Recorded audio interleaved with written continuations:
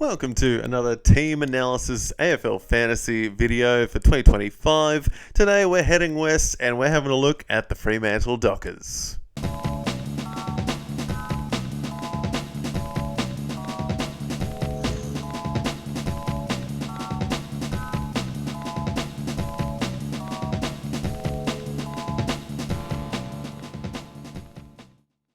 Couple of beasts off the bat here, and they are big beasts at that. First up is Andrew Brayshaw, the captain, the big man in the middle, a genuine superstar of the competition who oozes class, one of the most well-rounded inside-outside midfielders in the AFL. Another to succumb to the Freo slump last year, as they did get in a bit of a rut, and another who I think will bounce back to his old form this year. And that old form yielded some insane AFL fantasy averages back in the day, with 112.4 in 2022 and 110.3 in 2023. So not long ago. He showed that he is still well and truly capable of that average toward the end of 24, where he averaged 111.8 from round 15 onwards, including a huge high ceiling of 146. I don't think he'll be getting past round 1 on draft day, and if he is still there in the second half of the first round, I'd say you're probably getting some serious value.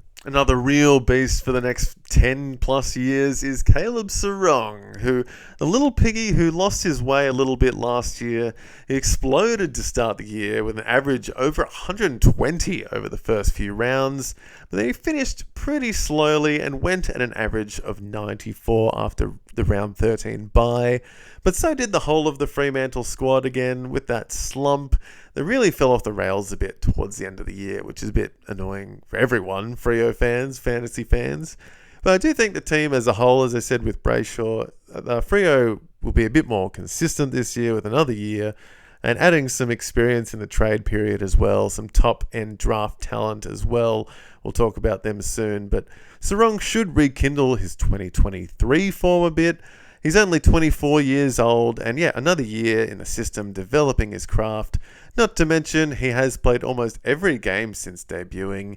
He's still a very safe option, and if you can get him at the end of round 1 or in round 2 of your draft, I think that's a very, very safe option. My final beast for the Dockers is not the one everyone else is talking about. It's the other guy. It's the defender in the form of Jordan Clark.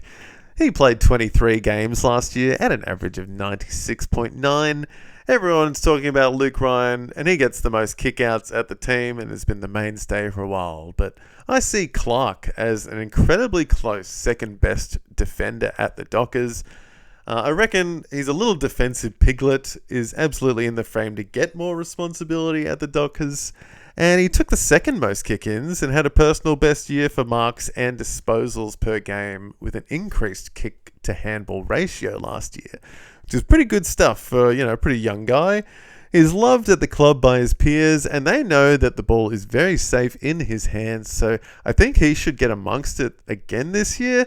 And whenever I talk about Luke Ryan, I will probably be getting on Jordan Clark and could see him well and truly being in the frame for a top 10 defender.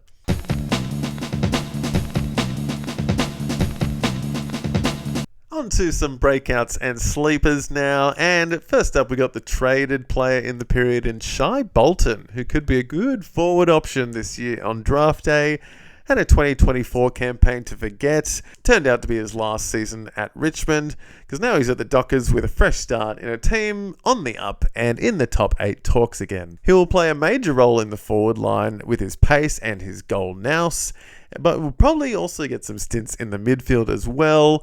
And when he gets that extra bump of points there, we've seen in the past when he does get that midfield time. So hopefully he does get a little stint through the guts. Prime 2023 Bolton averaged 86.8 from a full 23 game season, and it was because he was utilised as an outside midfielder at the stoppages around the ground and worked his speed and class down the ground a bit. So a bit like Isaac Rankin, bit like that, forward craft that can really get in the guts. And he was actually the number 1 centre bounce attendee for Richmond in 2023, which I found pretty surprising.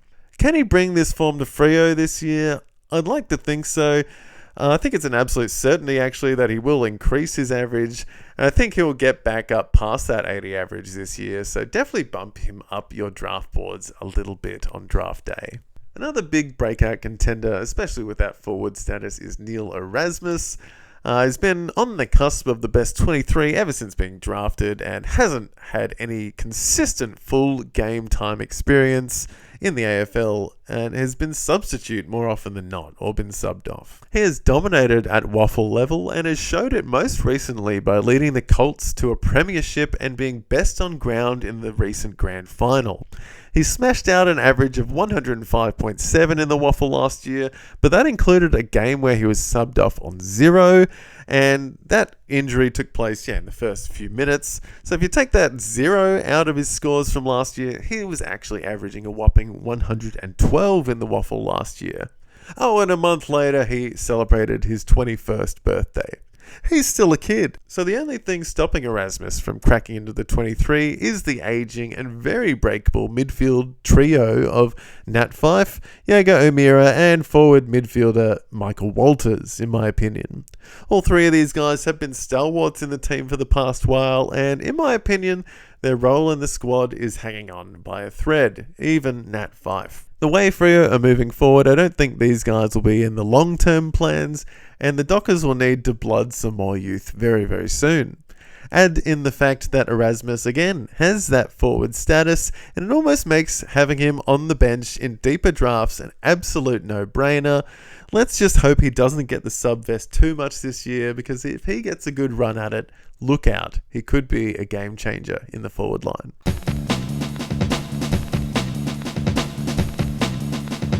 On to the main rookie from last year's draft, in my opinion, for the Dockers, and that is Murphy Reid. He's a midfielder, but he could pick up that forward status this year if he starts there to begin his career. He's a very intelligent midfielder with that forward craft, and because of the sheer talent in last year's draft, he was overlooked a lot on draft day, and I think Freo got him at a pretty good steal. I see him as a similar kind of player to Shai Bolton. He has that forward craft, but is actually very much comfortable with the midfield rotations when needed. I definitely think he'll get some games in his first year and could be a sneaky one to pick up off the FA if he gets named, and especially if he picks up forward status.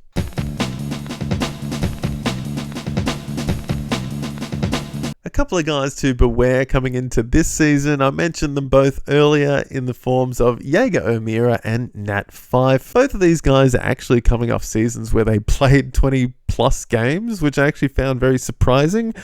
But then I looked at their averages, and that was very unsurprising. Both O'Meara and Fyfe were subbed on or off 4 times each last year. Fyfe was managing the workload throughout the year, which I think will happen again this year as he's aging with that, again, he's made of glass. And O'Meara was on and off during the first 4 games of 2024.